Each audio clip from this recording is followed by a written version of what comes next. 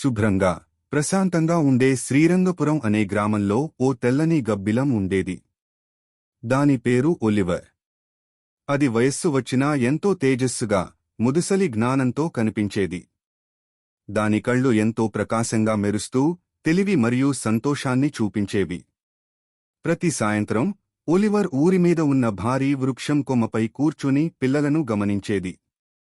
అయితే ఆ పిల్లలు మంచి పద్ధతులు పాటించకుండా ఉండేవారు.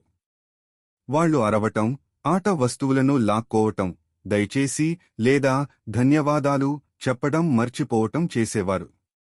ఒకరోజు ఒలివర్ తన తెల్లని రెక్కలు మెరుస్తూ ఆనందంగా పిల్లలకి మంచి పద్ధతుల గొప్పతనాన్ని తెలియజేయాలని నిర్ణయించుకుంది. రేపు అందరూ చెట్టు కింద రావాలి. నేను మిమ్మల్ని ఆశ్చర్యపరిచే మాయాజాలం చూపిస్తాను అని చెప్పింది. తరువాతి రోజు పిల్లలు ఉత్సాహంగా వచ్చినప్పుడు ఒలివర్ తన ప్రకాశవంతమైన కళ్లతో వారిని ఆహ్వానించింది. ఇవి మాయా విత్తనాలు అంటూ ప్రతి ఒక్కరికీ ఒక ప్రకాశించే విత్తనం ఇచ్చింది. మీరు మంచి మాటలు మాట్లాడినప్పుడు ఇవి ఇంకా ఎక్కువ మెరిసిపోతాయి. పిల్లలు పరీక్షించేందుకు మొదలుపెట్టారు. దయచేసి నేను ఆడుకోనా అని మోహన్ అడిగాడు. అతను తన స్నేహితుడికి బొమ్మ ఇచ్చాడు. ఒక్కసారిగా అతని విత్తనం కాంతివంతంగా మారింది. ధన్యవాదాలు అని సీత అనగానే ఆమె విత్తనం మరింత మెరిసిపోయింది.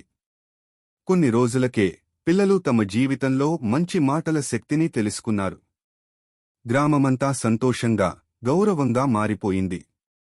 ఏళ్ల తరువాత పిల్లలు పెరిగి పెద్దవారు అయ్యారు. వాళ్ల పిల్లలకి కూడా ఒలివర్ నేర్పిన పాఠాన్ని చెప్పారు. మంచి మాటలకి ఒక మాయా శక్తి ఉంది అని వారు చెప్పేవారు. అవి ప్రపంచాన్ని వెలుగుతో నింపగలవు. ఒలివర్ ప్రకాశించే కళ్ళు మెరుస్తున్న విత్తనాలు లాగా.